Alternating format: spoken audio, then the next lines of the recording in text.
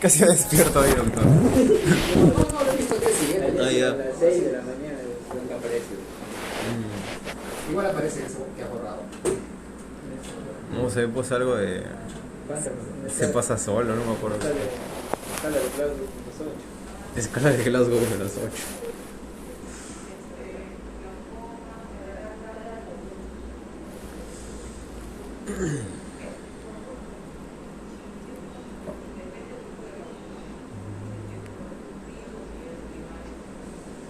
Bueno, los tiempos que nosotros estábamos en la universidad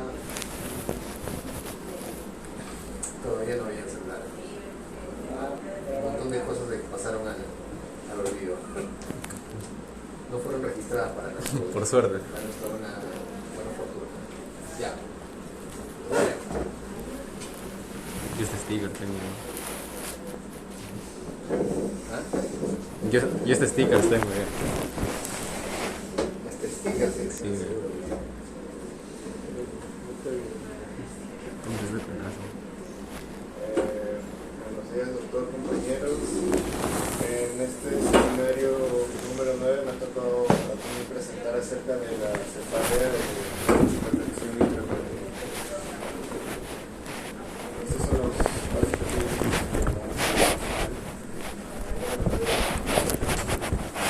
primero vamos a empezar explicando qué es la cefalea, ya que esta es uno de los motivos más frecuentes que se hacen en neurología. Y la cefalea prácticamente lo vamos a definir como aquellos dolores que se localizan en la cabeza. La cefalea va a estar dividida en cefaleas primarias y cefaleas secundarias. En las cefaleas primarias son aquellas en las que el dolor es la enfermedad. En cambio, las cefaleas secundarias son aquellas en las que el dolor es un síntoma más de otra causa o patología. En las cefaleas primarias tenemos prácticamente tres tipos, de los que vamos a hablar por lo menos en esta semana. Son los más importantes: migraña, cefalea tensional y cefalea en racimos.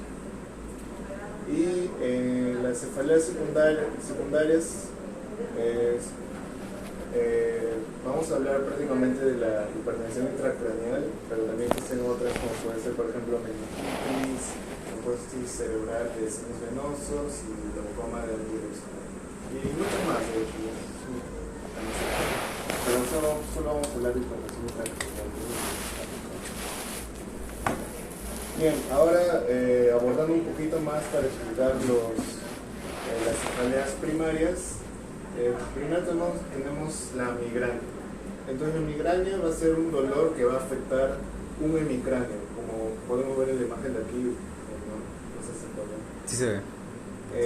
Esta se va a caracterizar por un dolor intenso y un dolor pulsátil, que esto se refiere a un tipo de dolor en que se experimenta de manera rítmica o pulsante similar a los latidos del corazón. Y esta migraña va a afectar principalmente a jóvenes y personas de mediana edad. Después tenemos la cefalea tensional, que este vendría a ser el dolor de cabeza más frecuente, antes conocido como cefalea por contracción muscular o cefalea por estrés. Esta se va a caracterizar prácticamente por un dolor opresivo, que va a ser una molestia constante en ambos lados de la cabeza, como si hubiera una banda apretada alrededor de ella, como podemos ver en la imagen de aquí. Y esta no se caracteriza por alguna edad especial, ya que puede aparecer en cualquier momento de la vida. Y después tenemos finalmente la cefalea en racimos. Esta va a ser un dolor unilateral intenso en la región orbitaria, supraorbitaria o temporal, que dura de 15 a 180 minutos y se repite con frecuencia cada 2 días. Por eso racimos es frecuente, nuevamente. Este se va a caracterizar por un dolor terebrante, es decir, una sensación semejante a la de un taladro perforando la parte dolorida. Esos son, las cefaleas en racimos son ataques recurrentes que se presentan en ciclos o racimos. Y esta suele aparecer entre los 20 y 35 años y sobre todo es de predominio masculino. Y ahora, hablando de la cefalea secundaria, prácticamente vamos a hablar solo de la hipertensión intracraneal. Que, bueno, el síndrome de hipertensión intracraneal se caracteriza por el aumento de la presión intracraneal por encima de los límites normales, la cual va a conllevar a varios signos y síntomas que sufre el paciente, que son diversos, la cual, si no se aborda a tiempo, puede llevar a un desenlace fatal con coma y muerte. Entonces, dando algunas características importantes, la presión intracraneal normal va a variar entre 3 y 15 miligramos de mercurio. La presión intracraneal la determina la presión de líquido cefalorraquídeo, el flujo sanguíneo y el parénquima cerebral. Esto igual lo voy a abordar más adelante en la fisiopatología. Y si se presenta una elevación de la presión del contenido intracraneal que rebasa los mecanismos compensatorios del organismo, puede llevar un daño cerebral irreversible e incluso coma y muerte sin intervención oportuna. Más adelante lo vamos a ver un poco más a fondo. En la fisiopatología, aquí es un poco complicado porque la fisiopatología, por lo menos la parte de la cefalea, no es del todo cierta. Todavía hay teorías acerca de esto, no se sabe realmente cómo funciona. Pero más o menos la parte de la migraña está más o menos bien explicado, así que acabo de poner acá. Bueno, supuestamente, según la teoría neurovascular actual, en el dolor por migraña es importante el papel del sistema trigémino vascular. En el ataque de migraña se va a producir una modificación en la pared vascular acompañada por la liberación de sustancias halógenas como la serotonina, histamina, bradicilina y prostaglandinas. Luego, estas sustancias van a activar las fibras trigeminales y provocan la liberación de sustancia P y otras taquicininas que van a dilatar los vasos cerebrales, aumentando la permeabilidad vascular e inducen inflamación de los vasos. Al mismo tiempo, estas fibras trigeminales transmiten señales nociceptivas al sistema nervioso central. Entonces, la activación del sistema trigeminal a nivel central, núcleos trigeminales, direcciones centrales de los núcleos trigeminales, y a nivel periférico, en ganglio terminal y terminales periféricos, explicarían los fenómenos vasodilatadores y dolorosos en la crisis migrañosa. Como podemos ver aquí, prácticamente de todo lo que les he hablado en resumen, va a ser por una inflamación orgánica. Ya, pero es importante saber que la inflamación está mediada por una vasodilatación, porque parte de los tratamientos que se postulan están relacionados justamente para evitar la vasodilatación. Pero sí es importante saber la manera como ocurre la cefalea y la migraña, que efectivamente es el modelo fisiopatológico más estudiado. Y porque el resto de cefaleas puede ser cualquier cosa, ¿no? O sea, a la gente le duele la cabeza hasta por gusto, ¿no? Puede ser muscular, puede ser tensional, y ahí, como dice Adrián, no sabemos cuál es el estímulo, pero le duele la cabeza. La gente se queja de que le duele la cabeza. Y eso es algo más o menos objetivable. Yo veo los signos de dolor, de desconfort de la persona. Ustedes mismos sienten dolor de cabeza en algún momento, no saben por qué. La mayoría de veces es usualmente mala posición cervical, pero el resto de veces nadie sabe por qué ni cómo se cura. Pero este sí es un modelo pues ya conocido y estudiado, y en eso se basan muchos tratamientos. Ya, dale. Y bueno, ahora acerca de la fisiopatología de la hipertensión intracraneal, esta sí se sabe cómo funciona, así que es un poco más sencillo de entender. Pues resulta que la presión intracraneal va a ser el resultado de un equilibrio mantenido entre los diversos componentes que se alojan dentro de la bóveda craneal, que ya lo había mencionado. El espacio intracraneal va a tener tres componentes importantes, que van a ser tejido cerebral, sangre y líquido cefalorraquídeo. Bueno, aquí podemos ver una imagen más o menos de cómo está la relación entre los tres componentes. Bueno, ahora, sabiendo eso, tenemos que también saber cuáles son las causas que van a desarrollar una hipertensión intracraneal. Entre ellas, prácticamente son 4. van a ser lesión de masa extrínseca, es decir, tumores, abscesos, quistes, también un aumento del volumen sanguíneo, como por ejemplo vasodilatación arterial, congestión venosa, un aumento del volumen del líquido cefalorraquídeo, como en hidrocefalias, y un aumento del volumen de tejido celular en un edema cerebral, por ejemplo, ¿no? Entonces, para mantener la presión intracraneal normal en estos estados, se produce un mecanismo compensatorio en la que hay una reducción de algún otro compartimiento. El desarrollo de este síndrome se rige por la doctrina de Monro-Kelly, según la cual el aumento de cualquiera de estos tres volúmenes intracraneales debe ser compensado por la disminución del resto. Y si no es así, si no hay una compensación de uno de estos tres componentes, va a aparecer ahí la hipertensión intracraneal. Y bueno, cuando aparece la hipertensión intracraneal, se ha dividido en 3 grados: leve, moderado y severo. Recordemos que la presión intracraneal normal ronda entre los 3 y 15 milímetros mercurios. En un grado leve está entre los 20 y 30, en un grado moderado entre los 30 y 40, y en un grado severo está por encima de 40. Y bueno, ahora explicando lo que pasa cuando ya tienes la hipertensión intracraneal, sus fases. Primero tenemos la fase de compensación, que en fases iniciales el aumento de cualquiera de los componentes intracraneales produce un desplazamiento de la sangre y del líquido cefalorraquídeo a lo largo del eje espinal, manteniendo la presión intracraneal dentro de la normalidad. Después puede haber una fase de descompensación, que una vez alcanzado el límite de compensación, se inicia el aumento progresivo de la presión ejercida por el líquido cefalorraquídeo dentro de los ventrículos cerebrales, produciéndose la hipertensión intracraneal. En esta fase, cualquier incremento adicional en el volumen de la lesión se acompaña de un aumento correspondiente en la presión intracraneal. Y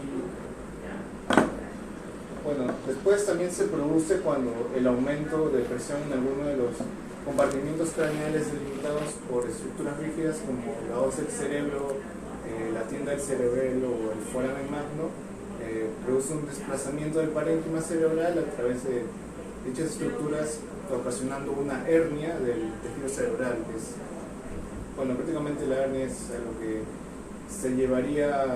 lo que llevaría la hipertensión intracraneal en un riesgo considerable. Y como consecuencia de esta herniación se produce la lesión cerebral por compresión y tracción de las estructuras implicadas, así como por isquemia debido a compromiso de los elementos vasculares.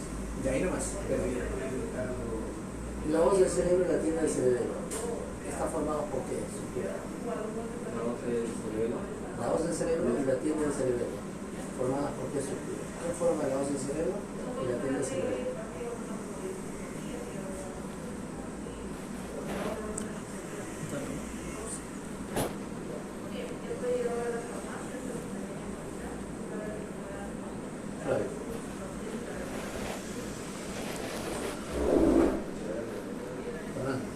¿Hipotálamo?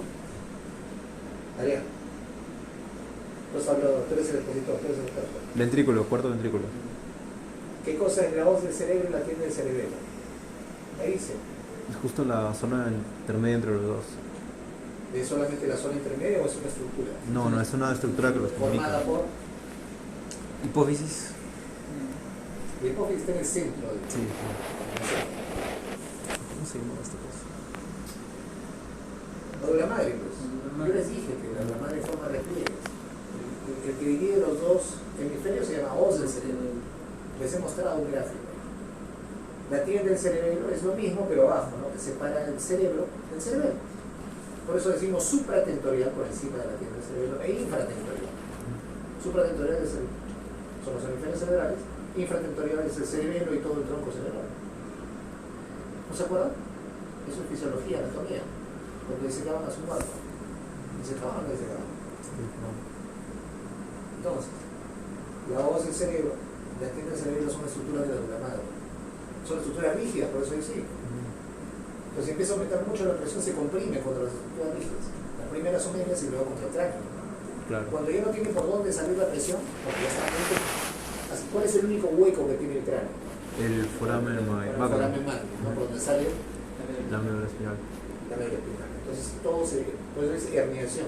¿Qué significa herniación? Que como la presión aumenta tanto, tiene que escapar por algún lado, entonces tiende a bajar.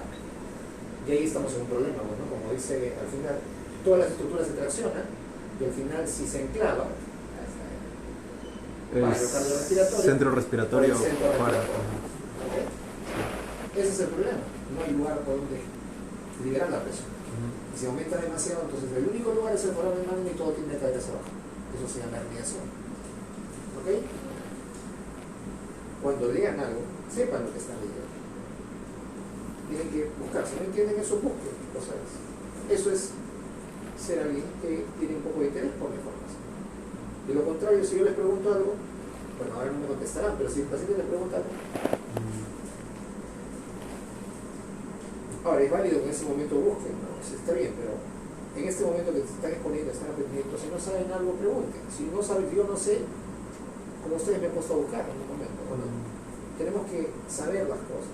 Ustedes no son y no deben ser tecnólogos o técnicos de medicina, deben ser médicos. Hay que saber por qué hacen las cosas. Y el saber significa conocimiento, investigar. Si leo un término que no sé, busco, pregunto, consulto. ¿Ok? Ya, dale.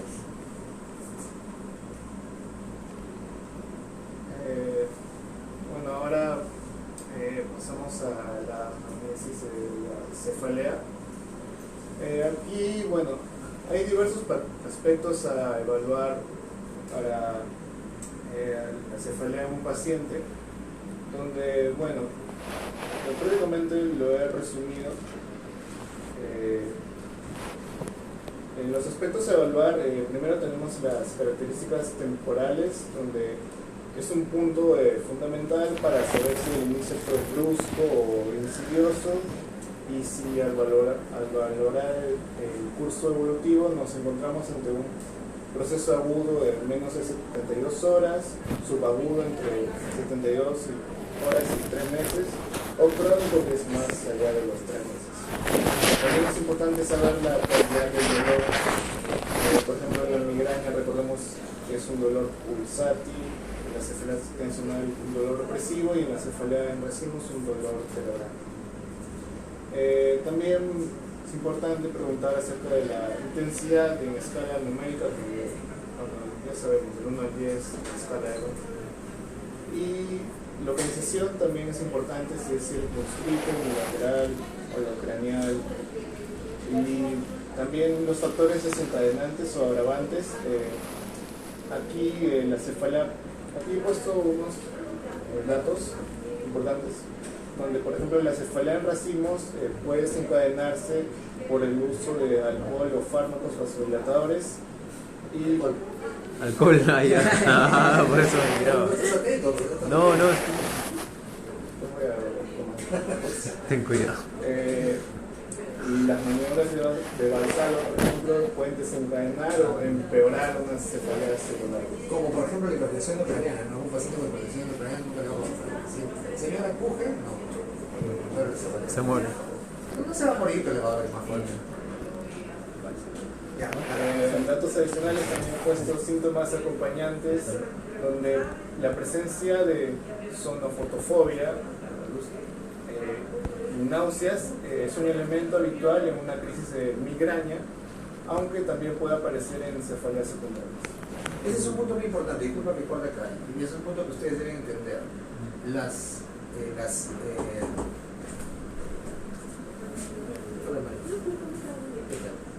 doctora va a poner el día lunes, ¿no? ¿Sí? Allá. ¿Se va a poner? No. El lunes no me toca trabajar. La doctora me dice, la doctora le toca el día lunes, la doctora le toca el lunes. Ella va a poner. Ya, espérense, estaba justo en el punto de la sonofotofobia. Esto es lo que se conoce clásicamente como... No, pero como dentro de la migraña clásicamente lo describían esto como... Miedo a la luz. Sí, es fotofobia. flashes, esas cosas son las auras. Auras migrañosas. Justamente estoy leyendo, hay dos tipos de la migraña que le dicen aura, con aura y sin aura. La sin aura tiene un tipo de duración de 4 a 72 horas y suele pasar 3 horas, acompañado de otros síntomas. Y el otro que es cefalea primaria, cefalea primaria, que el otro con aura suele durar un poco más tiempo, pero es recurrente. Y también pertenece a la cefalea primaria. Ahora, las auras pueden ser esas, ¿no? Pueden ser usualmente, la mayoría de ellas son visuales. ¿Ya? O sea, son fotocopias. Hay una que se dijo ayer que en la tipo de migrañas cuando veía doble, temblaban los Nistagmus, diplopia. diplopia es visión doble. Sí, Diplopia es visión doble. y son dobles. Justamente ocurre esa en ese tipo En la migraña puede haber varios tipos de sensaciones oculares. No he leído, pero me parece que lo más frecuente son los escotomas visuales, ¿no? O sea, los flashes, como dijo Adrián, ¿no? O sea, el paciente ve como flashes. Yo les cuento porque yo tengo migraña, entonces también cuando me va a dar la migraña empiezo como primero con los flashes. Entonces cuando empieza eso yo ya sé que viene el dolor. En ese momento yo ya tomo la analgesia. ¿Para qué? Para que luego el dolor no me incapacite, porque después veo como un escotoma. Pues ahí ya no puedo hacer muchas cosas. ¿Tiene regularmente migraña? No es bien regular, ocurre una vez cada 2 meses. O sea, afortunadamente lo que espero es que no sea nada secundario, porque ya empezó un poco tardíamente. Cuando empieza tardíamente, eso ya hay que pensar que hay algo arriba. Si de pronto me hacen mi resonancia, no tenga nada. Las migrañas, justo cuando hablamos de la edad de presentación de las enfermedades, dije que regularmente aparecen en la adolescencia, ¿no? En la infancia, en la juventud.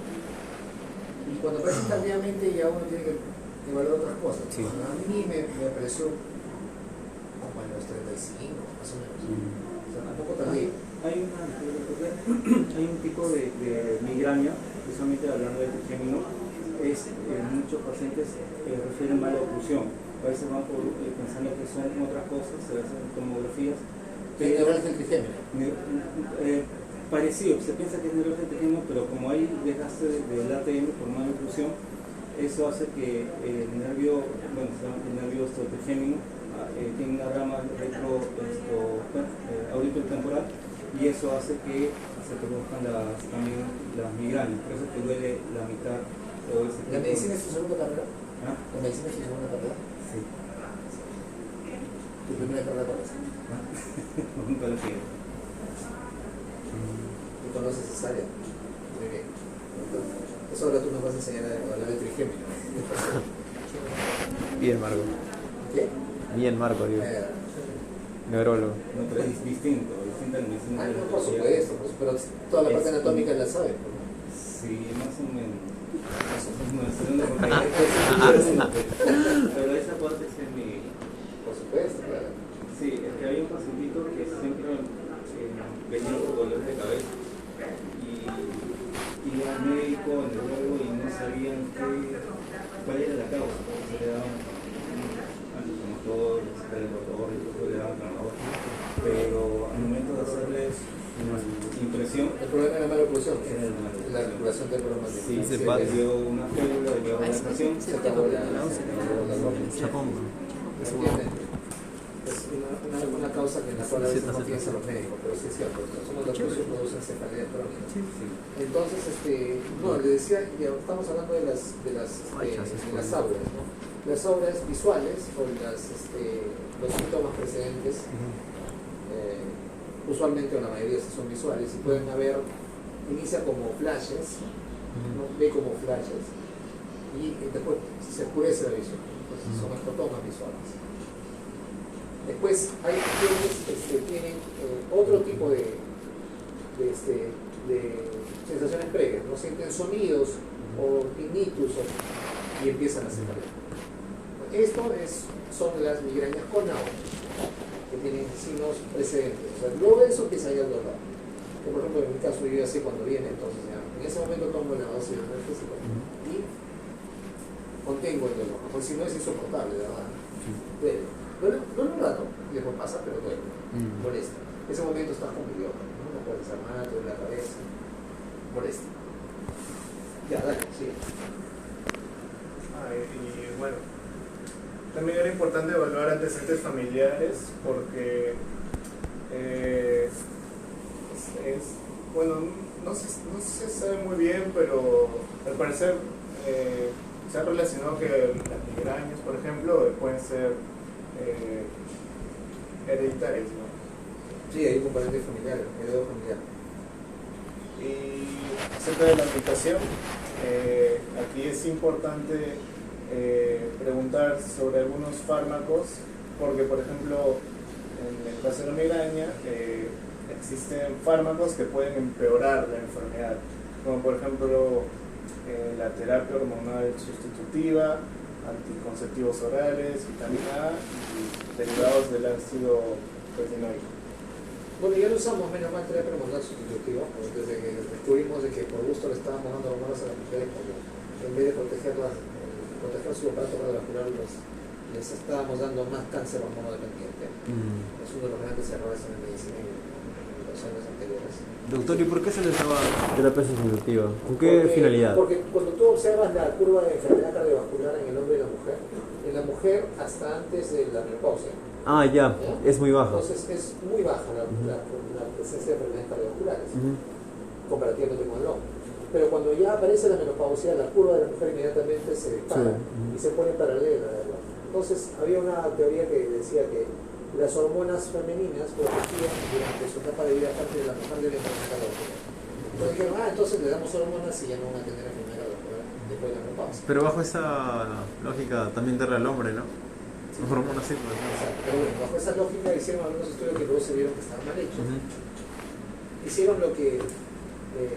usaron diseños de investigación que no correspondía para responder a la pregunta de investigación que habían hecho. Un error metodológico muy serio. Utilizaron cohortes que luego supimos que eran cohortes que estaban mal hechos y eran cohortes que estaban sesgadas. Y entonces por muchos años las mujeres recibieron terapia de reemplazo hormonal sintética, con la esperanza de que eso les iba a disminuir la enfermedad cardiovascular. Después de un tiempo, de varios años en realidad, empezaron a ver que las curvas seguían igual, pero empezaron a mirar una aparición cada vez progresiva de más cáncer hormonodependiente, que era mama y útero. Y entonces al final decidieron evaluar como siempre debieron haberlo hecho. Esto viene de los 50, ¿no? ¿Qué fármacos daban? Más o menos. Hormonas femeninas. Puro estrógeno. Ajá. Y al final hicieron un estudio que se llama Women's Health Initiative, en donde le dieron a un grupo de mujeres hormonas femeninas y otro grupo placebo, ¿no? La siguieron por un tiempo y se vieron que no protegía para nada, sino que se morían más de cáncer. O sea, por muchos años han muerto millones de mujeres en el mundo por un tratamiento que no tenía indicación. Por eso digo, ya menos mal que no usamos. Hemos cometido muchos errores en la medicina, porque en los últimos 50 años recién que la medicina se ha hecho más o menos ciencia. Todavía hay algunos que se oponen a que sea ciencia. Que sea ciencia y siguen pensando, no porque yo aprendí en la universidad, porque a mí me dijeron, mi maestro me enseñó así, no. Así no funciona la medicina. La medicina se renueva, descubrimos cosas nuevas. Lo que antes aprendimos, lo que yo aprendí en la universidad, ya no se usa casi nada. Si yo me quedaría con solo lo que aprendí en la universidad, simplemente estaría totalmente desfasado. No podría atender a los pacientes. Con todos los medicamentos, bueno, no todos, pero digamos que la mitad ya no sirven de los medicamentos que aprendí a utilizar. Los mecanismos que pensábamos en ese tiempo ya no aplican. Las enfermedades han cambiado, hemos alterado su curso evolutivo, han aparecido nuevos fármacos, hemos dejado de lado un montón de fármacos. ¿Cómo cuáles, doctor? ¿Como cuáles? Capaz nos han enseñado sobre algunos, por eso lo pregunto. Sí, de repente, ¿no? Un montón de analgésicos que ya no utilizamos, los COX-1, los Coxip. Que alguna gente sigue usando todavía, ya no usamos, ya no deberíamos. Ninguno de los Coxip. No deberíamos usar, eso no está, solo en algunos países subdesarrollados está aprobado. ¿Usted cree que en Estados Unidos usan el Coxip? No. ¿Usted cree que en Estados Unidos usan metamizol? De los 70 no se usa metamizol en el mundo. Acá le meten en el niño, tengo metamizol. Me duele la boca, metamizol. Tengo fiebre, metamizol. No todo metamizol. Ya, dale. Y esta es la parte de la evaluación física, donde vamos a hacer aquí para la cefalea una exploración craneofacial. Aquí es muy importante la fundoscopía. Se va a realizar siempre. ¿Lo compraron ya? ¿Cuánto cuesta? Muy caro está. ¿Cuánto está? ¿Cuántos copos? 400. ¿Cuántos? 400. ¿400 qué marca? ¿Vista? Creo que sí. Está bien, ¿ah? Sí, está bien. Linterna. ¿eh? Linterna. Linterna nomás. No, ¿y qué tal está el cabezal del Ah. de la oftalmoscopia? ¿Está bueno? ¿O es solamente plástico? No, ¿Plástico no, metal? no, sí se veía decente. Resistente. Mm. 400 soles. Es un buen precio. ¿eh? Mm. Un tensiómetro digital bueno Ujú. cuesta eso. Está bien.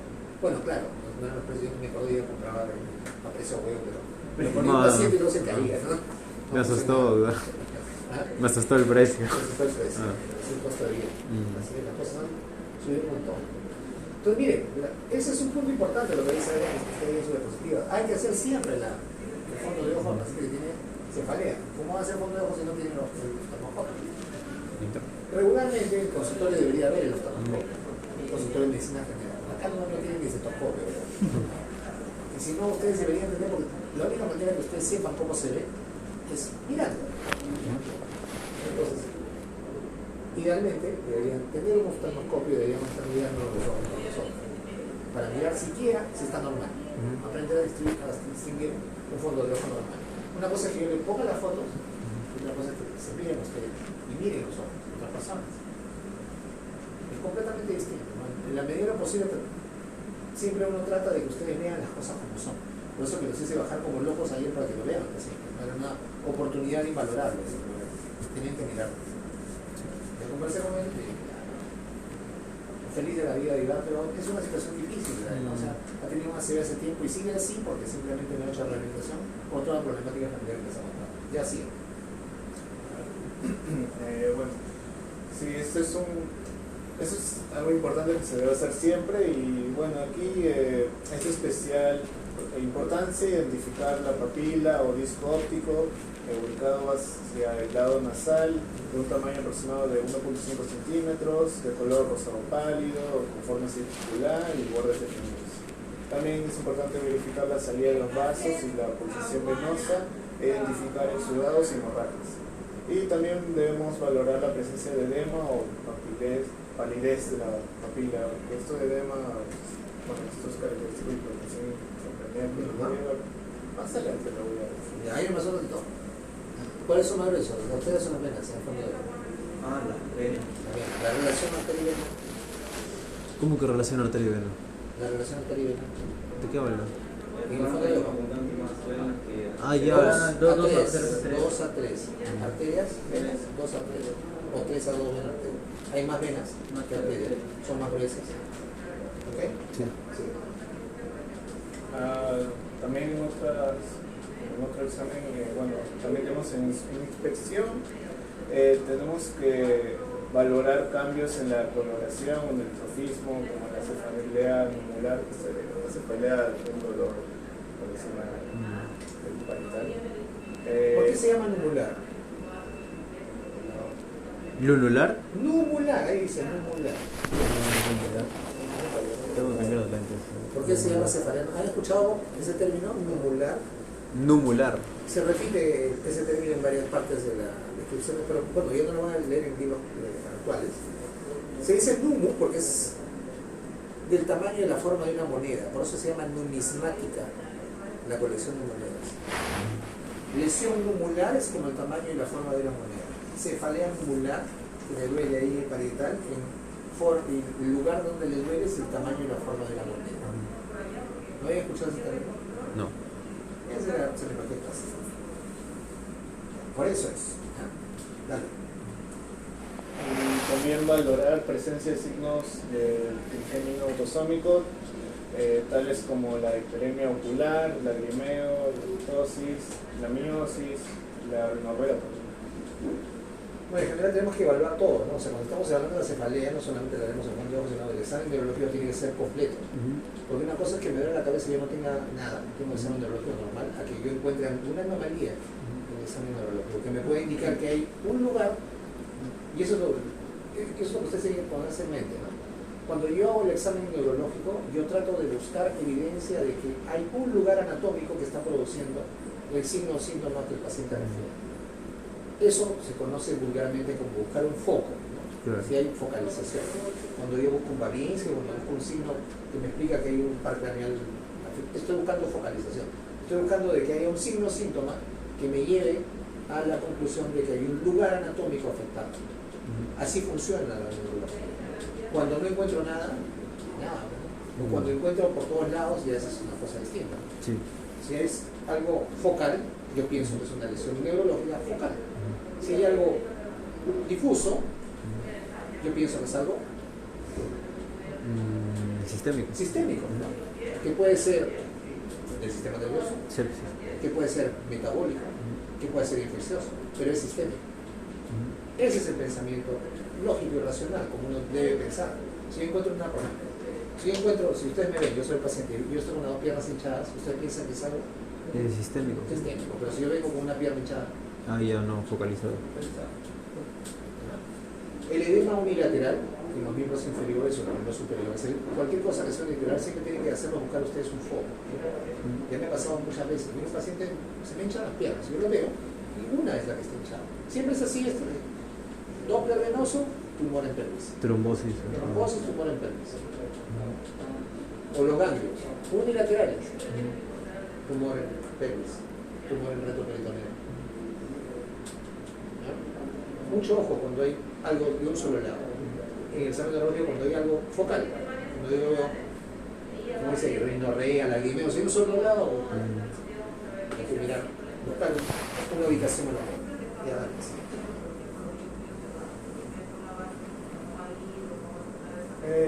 Bueno, en la palpación tenemos que hacer una valoración de la línea craneal, que bueno, esto es cuando palpas, cuando pasas tu mano y sientes, digamos, un dolor más intenso de lo normal.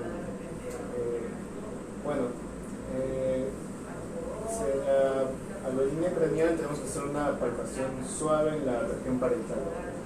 Y a continuación compararemos puntos simétricos contralaterales para descubrir zonas de menor sensibilidad o de hiperalgesia.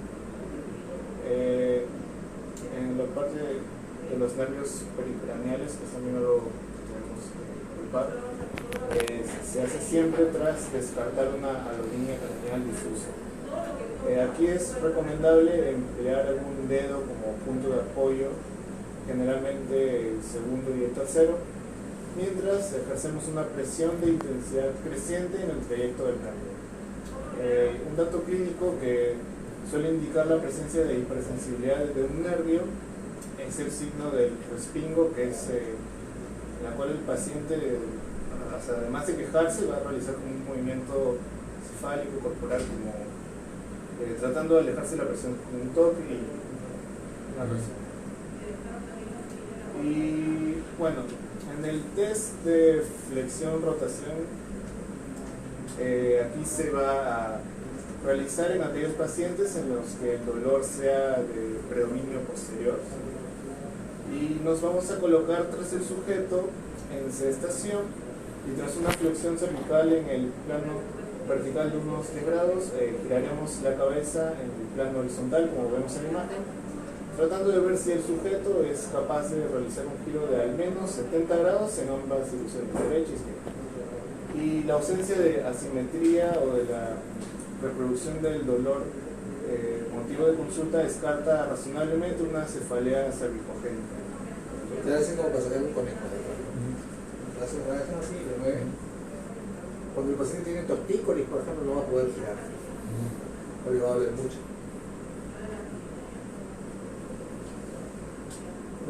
El resting es, o sea, Le tocas y saca inmediatamente, se retira. A eso se refiere, ¿no? Y en la cara. En cualquier parte. Tú tienes que identificar cuál es la parte que tiene hiperestesia. Eso es hiperestesia, ¿no? O sea, estás sintiendo algo distinto a lo que deberías sentir. Si yo te toco la cara así, no debes sentir dolor, ni debes sentir ninguna molestia, ni nada incómodo. Pero si yo te toco y tú sacas tu cara, significa que estás sintiendo algo raro. Ya, dale. Y ahora en la hipertensión intracraneal, aquí les está diciendo Bueno, los signos y síntomas realmente son bastante difusos, las causas también son varias, por tumores, descompensación de uno de los tres componentes, pero principalmente aquí en signos y síntomas tenemos una triada inicial que es característica, que viene a ser cefalea, vómitos y edema de papila. Sí. Bueno, aquí tenemos un cuadro donde es, por ejemplo, una hipertensión intracraneal provocada por un tumor. Por ejemplo, en el lóbulo frontal van a haber cambios en el comportamiento, pérdida de control de esfínteres, pérdida de fuerza en las extremidades. En el lóbulo parietal va a haber una pérdida de discriminación de formas y sensibilidad. En el lóbulo temporal puede haber un trastorno de memoria. En el lóbulo occipital, trastornos visuales, náuseas, comatopsia, ceguera. En el cerebelo puede haber ataxia, dismetría. Y en el tronco cerebral puede haber alteración de los pares craneales, trastornos sensitivos motores y disminución del nivel de la conciencia. Y para el diagnóstico de la hipertensión intracraneal, pues se puede hacer, se hace puede ser una resonancia magnética, como vemos en la imagen de aquí, o una tomografía. Bueno, en esta imagen se ve en la resonancia se ve una encefalopatía hipertensiva, donde se muestra una hipertensión intracraneal por un aumento del volumen mix de sangre y parénquima. Y en la tomografía podemos ver una hipertensión intracraneal por aumento del volumen parenquimatoso debido a un edema citotóxico, en este caso por hipoxia secundaria a una intoxicación. Y eso sería Ya, en los casos. los casos. Los casos.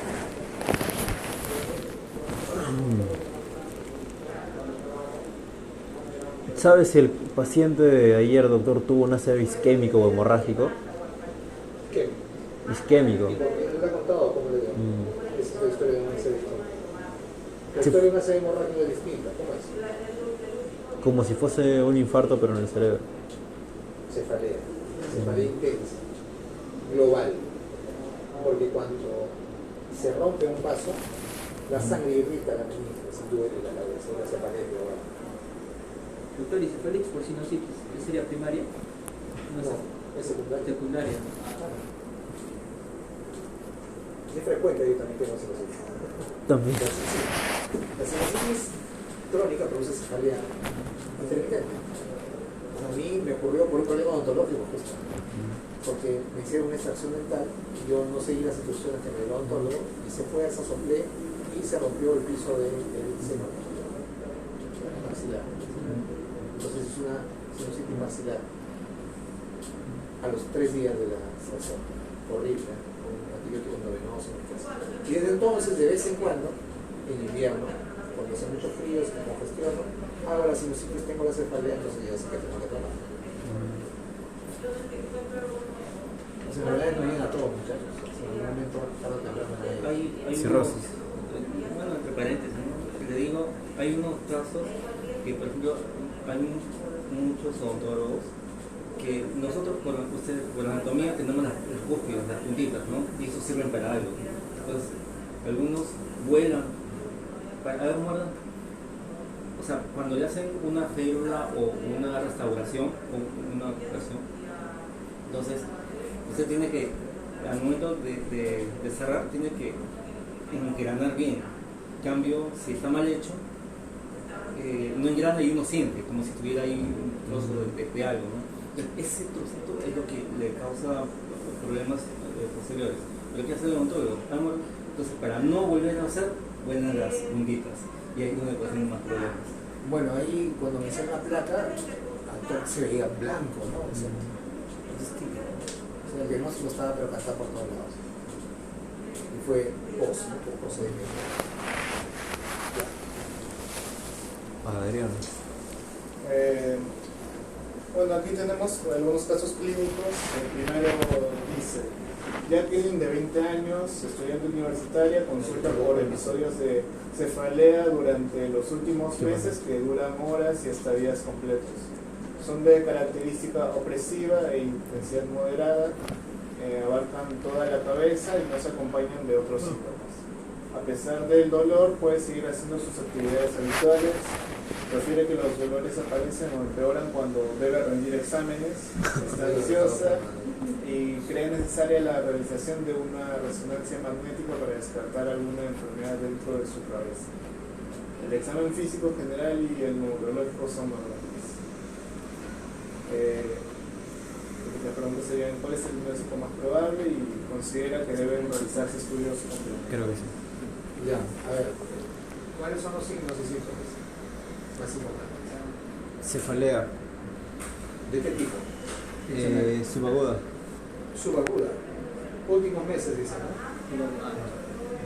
Ya, últimos meses. Sí, podríamos asumir que son menos de 3 meses, ¿no? Subaguda, ok. ¿Qué más? Global. Claro, abarca toda la cabeza. Cefalea global. Tipo Opresiva. Ese es el signo principal. Cefalea global opresiva de curso subagudo o crónico. ¿Qué más? Nos interesa aquí en cuanto a la cefalea, que es el único síntoma. ¿Edad? La edad. ¿Qué más? Sí. El tipo de cefalea que es. Ya lo dijimos. ¿Qué más?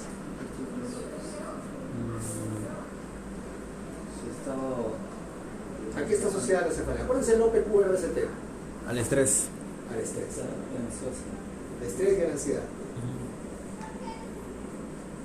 Por los exámenes. Inicio, ¿con qué aumenta, con qué disminuye? Calidad de la cefalea. Ya vimos. R, ¿qué cosa es? Radiación. Irradiación, es global. S, moderada. 5. Sí. ¿Qué? 5. Sí, 5. ¿Qué tiempo? Ya, subaguda. El OPQ-RCT se aplica para todo. Es para el dolor básicamente, pero aplica para todos, pero se ajusta mejor al dolor. Ya, y entonces, ¿cuál es la posibilidad ahora sindrómica? ¿Hay algún síndrome? Dolórico. ¿Qué?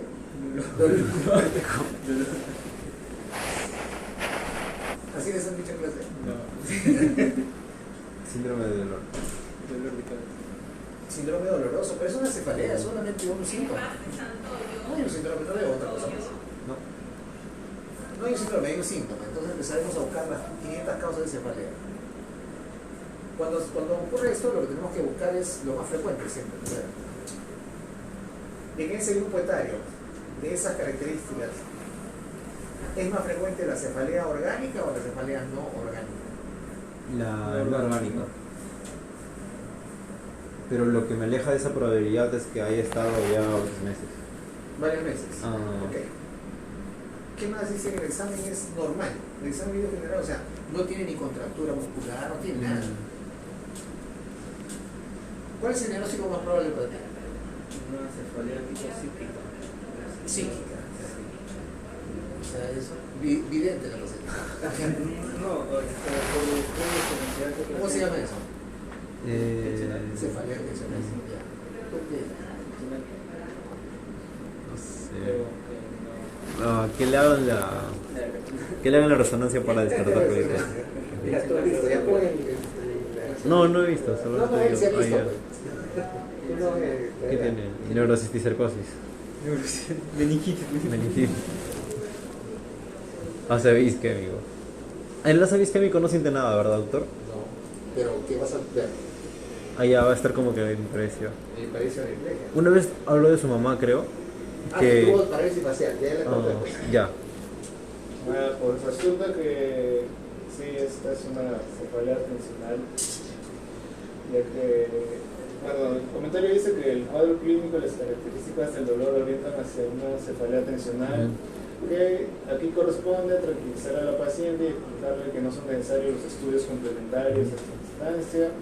Se recomienda kinesioterapia cervicobraquial, especialmente con masoterapia y técnicas de relajación. Es prácticamente funcional, que también era llamado por estrés. ¿Pero solo banda?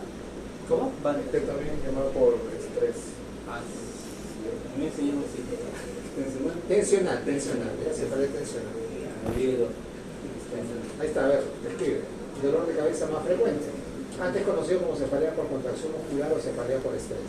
Era más Dolor opresivo, molestia constante en ambos lados de la cabeza, como si hubiera una banda apretándose alrededor de... Creo que la cefalea en racimos es característica de una enfermedad, doctor. En los artículos que nos pasó mencionaba generalmente que las cefaleas no eran características de una enfermedad, excepto la de racimos. Pero no recuerdo cuál. Hay que leer. Pongo el artículo que hemos parece pasar. Que has usado como... El de la anamnesis.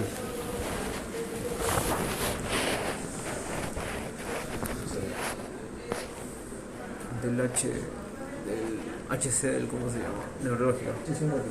Tengo que llegar a la terapia.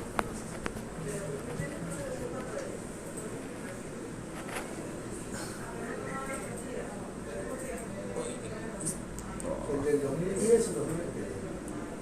No, el de Semana 2018. Sí, ese ahí. Este es. No, ese no. Este. Sí, ese ahí. ¿Qué preguntar vamos a ver?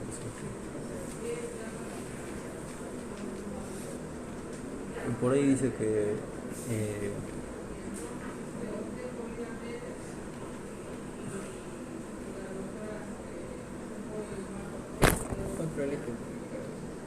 Sí, lo voy a hacer. racimo.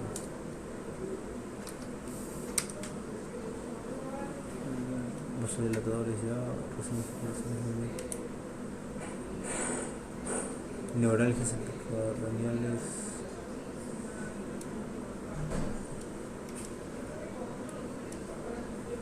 No dice, ¿no? No. Yo no me acordaba de eso, que está con una enfermedad. O en todo caso, después lo revisamos.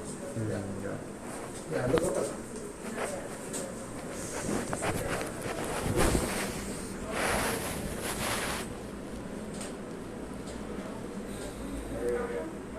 Aquí, segundo caso, dice Nieves, de 37 años, consultó por presentar una cefalea intensa frontal que de comienzo brusco, que definía como el peor dolor de cabeza de su vida. No tenía antecedentes de hipertensión arterial, traumatismos sincopales y nunca había padecido cefaleas. Un examen médico rutinario realizado una semana antes fue normal. Sus antecedentes familiares no eran relevantes. En el examen neurológico se observó desorientación temporal, dilatación fija de la pupila derecha con el ojo desviado hacia afuera y el párpado caído. La pupila izquierda reactiva con movimientos extraoculares normales, leve contractura de la ese caso lo vamos a pasar porque está relacionado con lo que vamos a ver hoy día, que son parálisis de nervios craneales. Y justo está involucrado un par craneal ahí. Sí. ¿Verdad? Tú ya has leído eso ya. Otro caso. Tercero. Bueno, el Tito. tercer caso, Tito, de 30 años, con diagnóstico de infección por HIV-VIH desde hace 5 años, presenta en las últimas 72 horas cefalea, fiebre, tendencia al sueño y deterioro progresivo del sensor, por lo cual se ve interno. El examen físico no muestra signos de foco neurológico, pero se observa un leve edema de papila lateral. Ajá. Y la resonancia magnética evidencia signos compatibles con un absceso cerebral en el hemisferio derecho. Ya, antes que sigas, absceso cerebral en un adulto es igual a HIV. Así es simple. No puede haber ningún germen en el sistema nervioso central. Si hay absceso, eso es inmunosupresión. Radio. No, rabia es otra cosa, es una forma de vida. No produce lesiones fetales. Por eso es encefalitis rabia. Pero así una lesión focal, absceso, HIV. así casi ojo cerrado. Ya, dale. Pero bueno, él ya sabía, ¿no? Digamos que aparece ante ustedes un paciente, le encuentran absceso cerebral, No normal. lo más probable es que sea HIV. Casi 100% seguro. Ya saben que medicina no es absoluta, ¿no? Pero digamos que esa lesión en un paciente que debería estar completamente bien es casi igual a HIV. Ya, ¿qué dice? eso? No, vamos a ver. Bueno, el paciente ya tiene diagnóstico de infección por HIV. Aquí ya estamos con datos más avanzados, ¿no? Entonces, tiene cefalea, tiene fiebre, tiene tendencia al sueño, o sea, trastorno del sensual. ¿Okay? Ya sabemos que eso está causado por el absceso. ¿O piensa que tiene otra cosa? No, el absceso está que empuja. Entonces, es evidente, más o menos evidente para mí, de que los signos y síntomas que presenta son debidos al absceso cerebral. ¿La cefalea por qué es? La presión del Por la absceso. hipertensión endocraniana. Porque un absceso ocupa espacio. Cuando está ocupando espacio en el hemisferio y está produciendo dilatación, compresión de las paredes, edema cerebral, además, o sea, todo está aumentado y la presión intracerebral aumenta y eso produce hipertensión y eso produce cefalea. La fiebre por el absceso, obviamente. Y la tendencia al sueño deterioro significa que está aumentando mucho la presión intracraniana. Lo primero, antes que el paciente se produzca herniación, antes empieza el trastorno sensorial. Se apaga el paciente. Empieza a tener trastornos sensoriales, somnolencia hasta llegar a estupor, coma, hasta que finalmente se hernia todo y se muere. Si no se muere. Los primeros síntomas son el trastorno del sensor. Y está ya este paciente en camino a eso. Claro. ¿Hubiera ordenado la inmediata internación del paciente?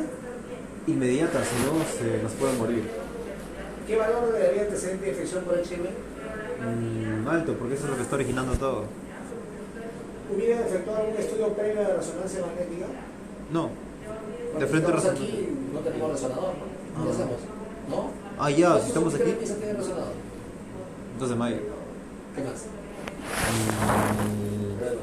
No, de No, no es Minsa. 2 de mayo. Ahí dejo de contar, creo. Creo que el Vais va a comprar uno, Ah, si ya. no le van a traer. Y Santa Rosa. Si Santa Rosa después no tengo el eco para acá, ¿no? Entonces, ¿qué hago? A ver, Entonces, ¿alguna tendría que haber hecho previo? una tomografía. Claro, la una tomografía se va a tomografía. ver también el absceso. Ajá. Contraste. ¿Qué etiología le sugiere la imagen del absceso cerebral? Etiología, el SIDA. ¿Quién es el nodo? HIV. HIV es la enfermedad de fondo. ¿Qué gérmenes producen absceso cerebral en un paciente inmunocomprometido? Pucha.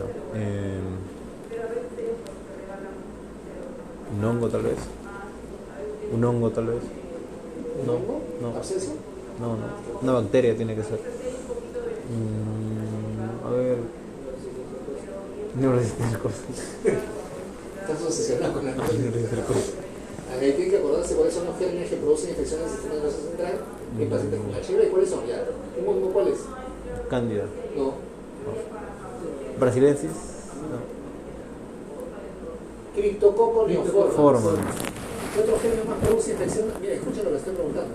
¿Qué gérmenes producen infección del sistema nervioso central en pacientes inmunocomprometidos con HIV? Criptococo neoformans. ¿Cuál es el otro?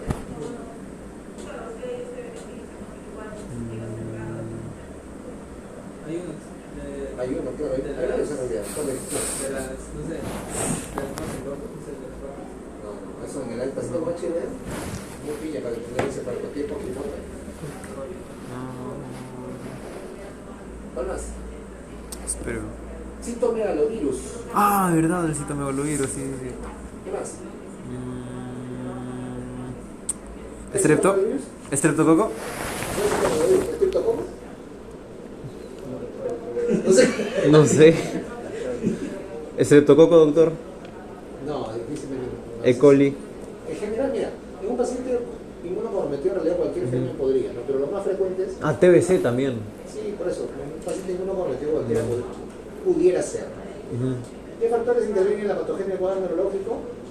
El absceso, su ubicación en la hipertensión endocrinal. Ya, a ver, descubre lo que tampoco te acuerdas nada. Has hecho ayer la exposición que te acuerdas.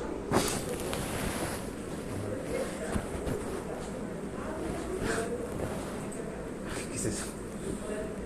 Terrible la imagen, ¿ah? Un montón de... Ah, sí. ¿Ya qué dice? Dice que los signos clínicos son suficientes para el diagnóstico de hipertensión endocranial, por lo que está indicada la internación para el estudio y tratamiento rápido del paciente. el antecedente de infección por HIV y la imagen del absceso deben hacer pensar en la toxoplasmosis cerebral. Toxoplasma. Toxoplasma. ¿Ves? Ese es otro que me faltó. ¿Qué dije? ¿Criptococo? Sí, le dije toxoplasma, ¿no? No dijo. Sistema de No vida, toxoplasma, dijo. perdón, me equivoqué. Me faltó el toxoplasma. Pero es parásito. Sí. Entonces también podría estar el... No, pero ustedes tienen que ver cuál es lo más frecuente. O sea, Entonces también podría estar la cisticercosis. no, pero lo más frecuente en la gente con HIV que produce lesiones en el sistema nervioso central, criptococo, que produce meningitis, citomegalovirus y toxoplasma que produce abscesos. Me había olvidado. Faltaba uno más. Yo tenía la mente uno más que no me acordaba. Ese es. Sí, ese es. Ya no hay más. El estudio inicial debe ser radiológico, ya que la punción lumbar tendría mayores riesgos y menor rendimiento diagnóstico. En la patogenia del trastorno neurológico interviene la lesión cerebral y el edema perilesional agregado, cuya remisión puede contribuir a una respuesta favorable del paciente en los primeros días del tratamiento. Así es, el tratamiento adecuado, baja el edema, baja la hipertensión, ¿no? Y se mejora, pero bueno, ya eso es una infección oportunista, ¿no? O sea, ya estamos en estadio de SIDA. Listo, muy bien, gracias. Aplausos. Bravo. El último seminario. El último seminario acá, Ajá. pero tienen que llegar temprano porque si no otro día le ponen no. Ir un rato al baño, ahorita venimos para ver la parte de parejas.